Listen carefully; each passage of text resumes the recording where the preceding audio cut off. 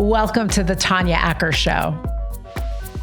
My friend Anthony Daniels, the House Minority Leader from the great state of Alabama, is here. He and I talk about voting rights. We talk about working with people with whom you disagree. Now, sometimes this concept is known as bipartisanship. Other times it goes by its more common term, adulting, or acting like a grown-up. Anthony and I also talk about what he's doing to empower working people. Here I am with Alabama House Minority Leader Anthony Daniels. I hope you enjoy. Welcome back to the podcast, my great friend, Anthony Daniels. Thank you for being here. Thank you for having me.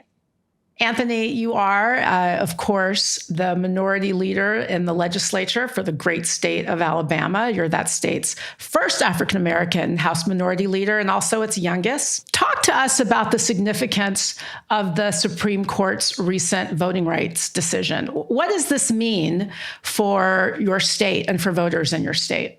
You know, actually, this particular decision is something that is ringing throughout the country, throughout the United States. As you saw today, the Supreme Court also ruled in Louisiana that they must redraw their congressional districts as well. And so everyone, the entire country is once again looking at the state of Alabama to figure out their path to litigation, where districts have been under similar circumstances throughout the country have been similar or the same. And so I think that with the significance of this case in Alabama, it gives us an opportunity, a population that's about 38% Democrat on any given election, only has 1 out of 7 congressional Democratic representatives. And so what this will do is give African Americans an opportunity to choose their candidate of choice instead of being divided in so many districts to where their percentages are maybe 5% or 10% of the population or even less. Well, it'll give them an opportunity to be able to have a bigger voice in ensuring that the policies reflective in Washington is truly reflective of the communities of interest.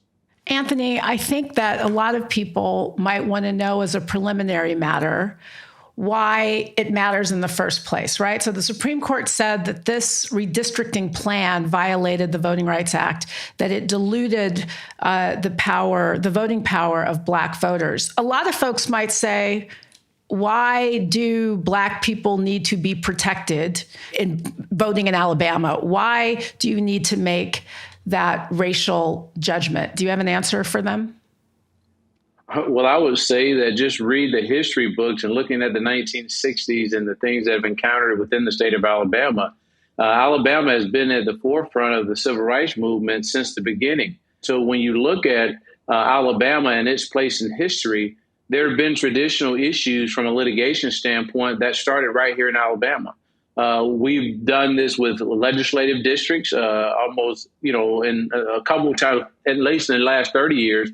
There have been 2 to 3 lawsuits filed regarding the legislative districts that have diluted or reduced the power of African Americans in the election, influence in elections. And so, the state of Alabama, before the Shelby case, during the Voting Rights Act, had pre-clearance, and so the Shelby case did away with that parts of Section 5 of the Voting Rights Act that forces states like Alabama that have had traditional gerrymandering or racial polarization that exists, where a candidate that's African Americans didn't have the ability to really elect their person of choice.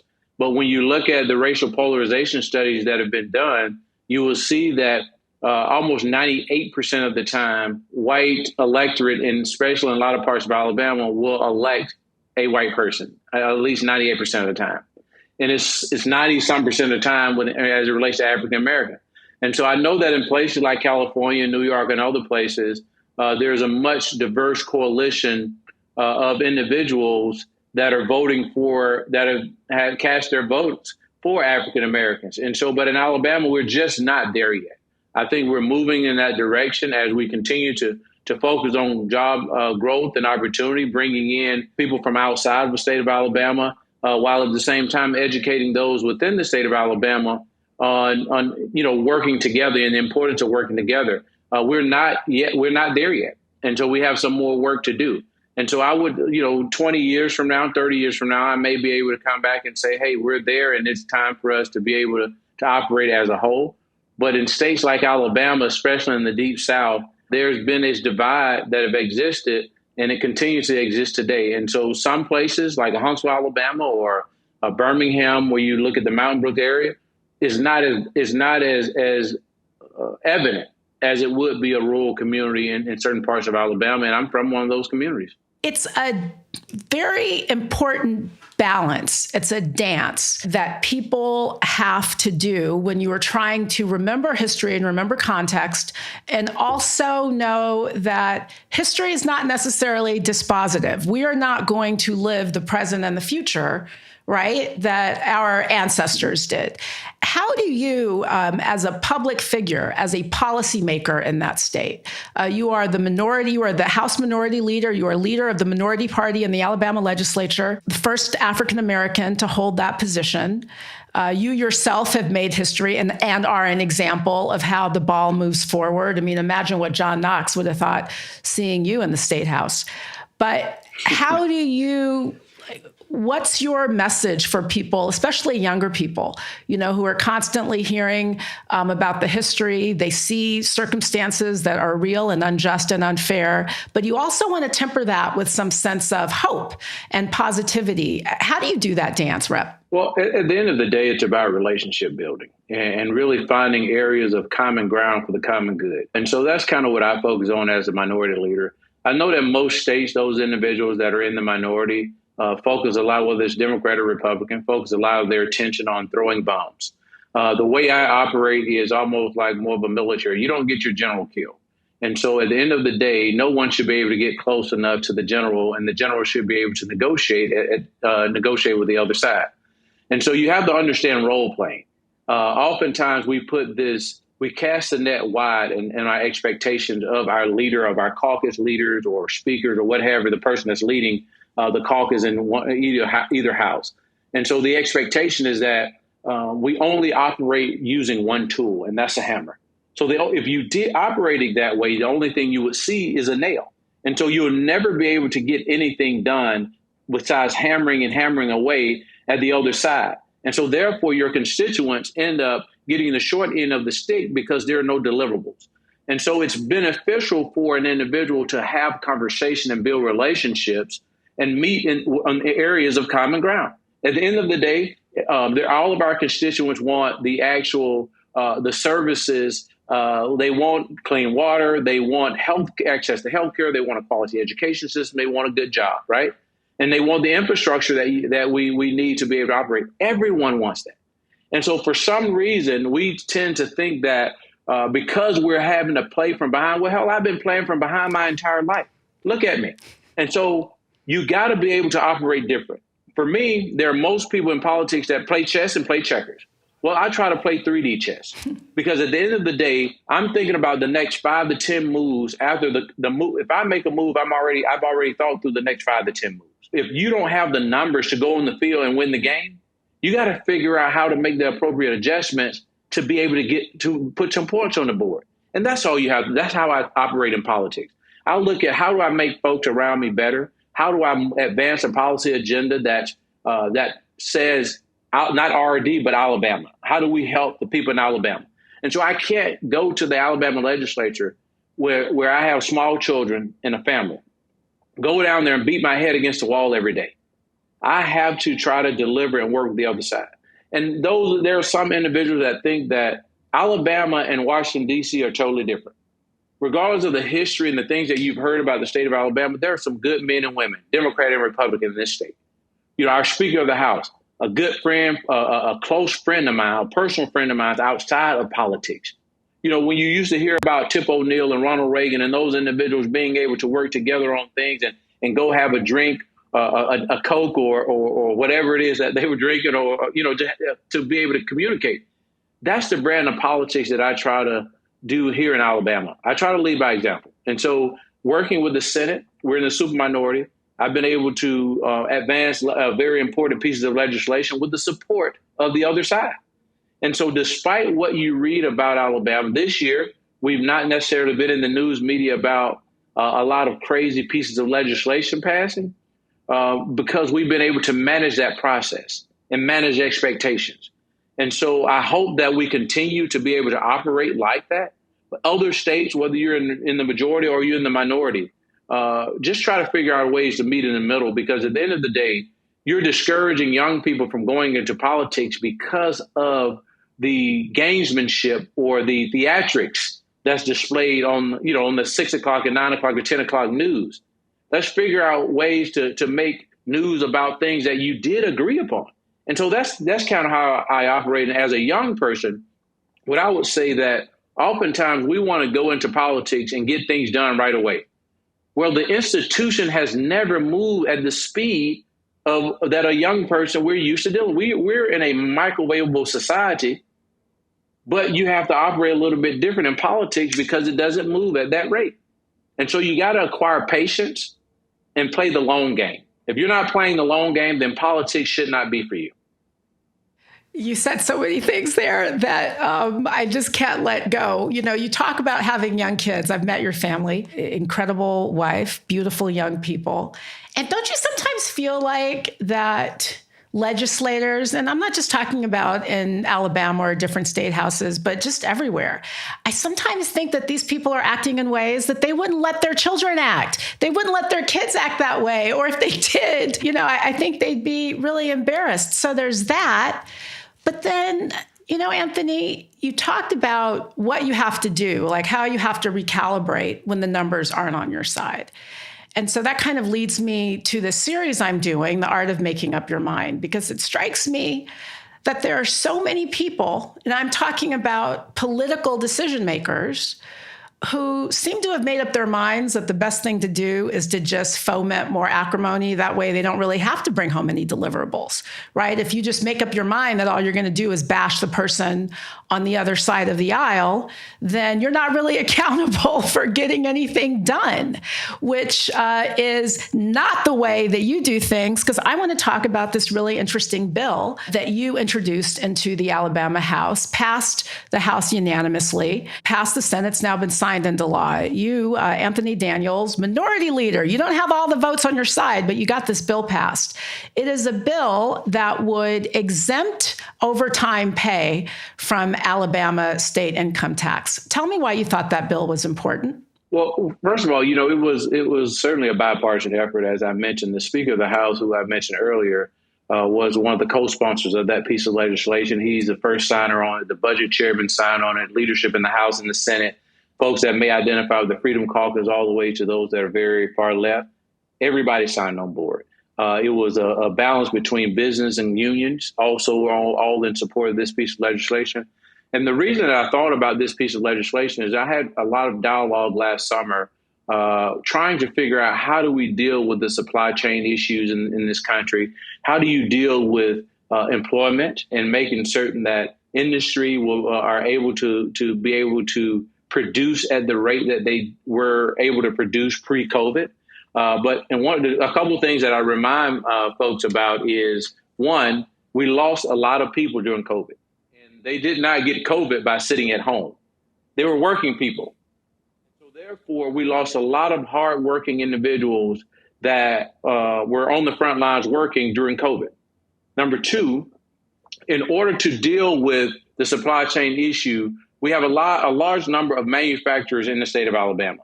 And because we have a large number of manufacturers in the state of Alabama, oftentimes we lose some of those employees to your surrounding states. Places like in Mobile, you're losing them to folks in Mississippi. You're losing into Florida. You're losing into Georgia, Tennessee, all different types of states. But there's no state in America that incentivizes overtime pay by eliminating the income taxes on overtime pay. What is that? That's essentially a 5% Alabama, a 5% pay raise on overtime, an hourly pay raise during overtime. So 5% on time and a half, a double time, right? After the 40-hour mark, incentivize your current workforce to work a few more hours in order to make certain that we're keeping up, that company is keeping up with the production schedule. But at the same time, they're able to take home 5% per hour more than they would have otherwise. It doesn't cost the employer. It's the state of Alabama giving the money back instead of taxing it. And it gives that person, their family, a little bit more money in their pocket as we continue to see prices increase. It gives them an opportunity to afford to be able to purchase some of those items. So the money is going back into the economy. So it's feeding a local tax basis for schools and municipalities and county government. And so you're seeing that money circulate because it's for the hourly worker. I excluded salary workers. The hourly workers are the ones that need this the most.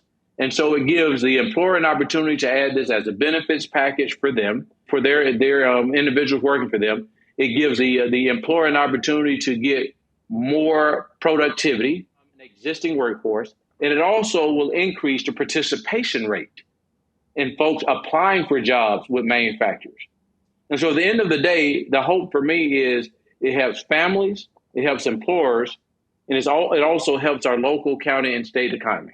This bill passed the House unanimously. You had bipartisan support. It is a bill that will take, as a result of not taxing this overtime pay, right? You're going to lose some money from state educational coffers.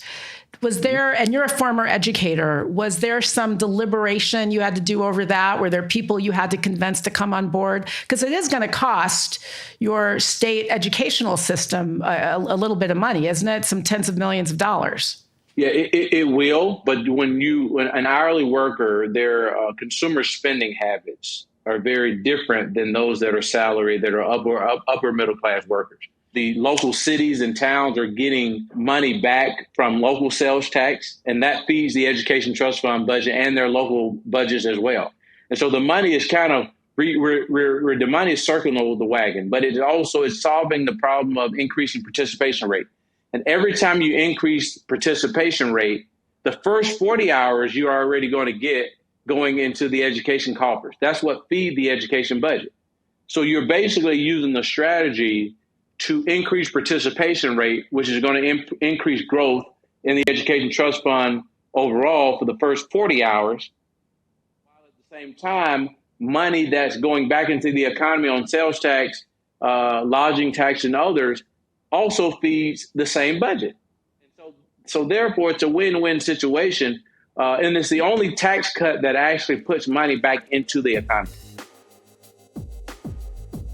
What you say, like legislating by sound bites, is just not the way to do it. But how do you as a legislator, so when someone's trying to put you into this box saying, well, you don't want to defund the police, so you don't care about justice, or you want certain types of criminal justice reforms, so you don't care about safety, how do you stay out of those boxes and make sure that you are able to do the substantive work that you want to, that's going to benefit your constituents? Because sometimes, Anthony, all people do is look at the soundbite. They look at the hashtag and they go on Twitter, and then that's it. Full stop. How do you penetrate that?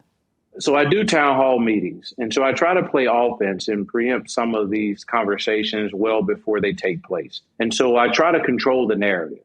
And so we always, every year, we've been launching a platform.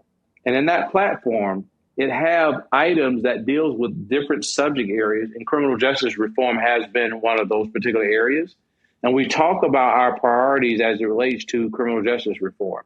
The other piece is when you talk about law enforcement, we passed a piece of legislation in the state of Alabama that's called permitless carry. That means that a person does not have to have a gun permit to carry a weapon in the state of Alabama. The only individuals that are denied access to a weapon are those that have been involved in more crimes of moral turpitude, or just defined by the federal definition, that have been committed to a mental institution.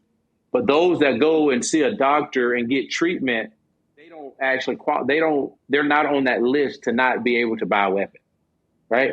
And so every place that this has happened, there have been an 10 or 11% increase in homicide. But it also speaks to the concept or the theme of defunding the police. So what I did was all of those individuals on the other side that supported the permitless carry, I turned it around and said, you guys are defunding the police. Because if you're cutting funding from gun permit funding goes to sheriff's departments So essentially, I was able to turn this issue around and talk to and really message it to say, hey, you guys have defunded the police or defunding the police. Are you hopeful, Anthony, about the direction in which the country's going? Are you optimistic?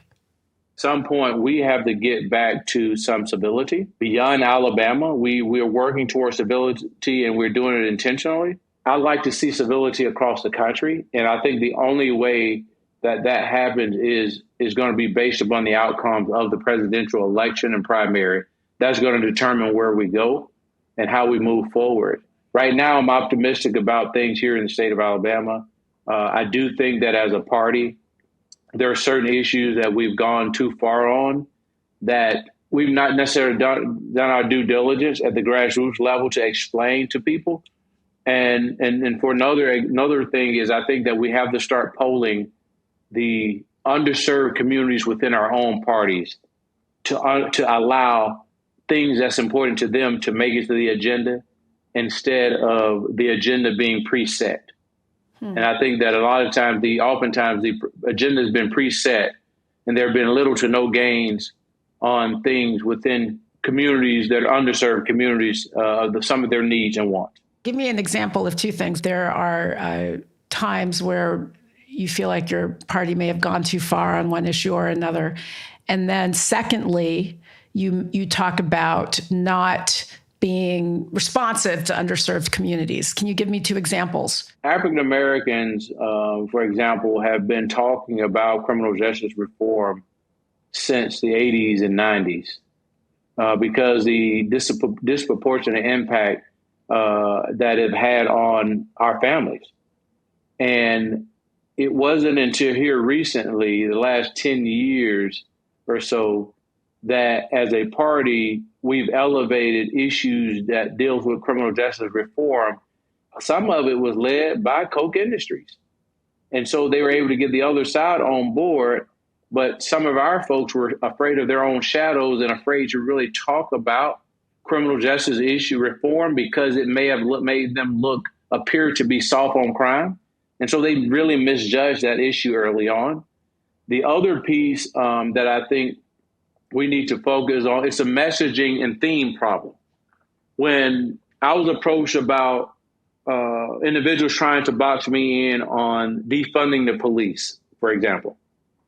Well, when you're listening to the term defund the police, it has the opposite impact of the actual meaning or intent. The intent was to put more funding in other programs that help from a community service standpoint that will reduce the school to prison pipeline and focus a lot more on the reforms. Well, saying it in your mind, you're thinking, who in their right mind would want to not fund the police, right? And so I think that from a messaging and theme standpoint, we stood on principles of a theme that did not match the content. So therefore, a person heard the soundbite of defund the police, and it actually had a negative impact on us electorally rather than a positive impact. So they should have talked about making more investments in programs that's going to reduce that school to prison pipeline, that's going to improve the interaction between law enforcement and focus on community policing, right? So you can talk about it in that way, and it doesn't mean the same thing to a person that just hears the term defund the police.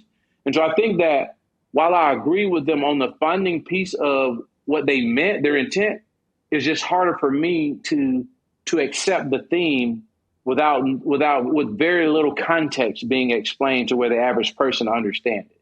And so those are things that I think are detrimental to the growth of our party. And because people listen to sound bites and it's understood by a fourth grader or a fifth grader or even a third grader, when you're explaining, you're losing.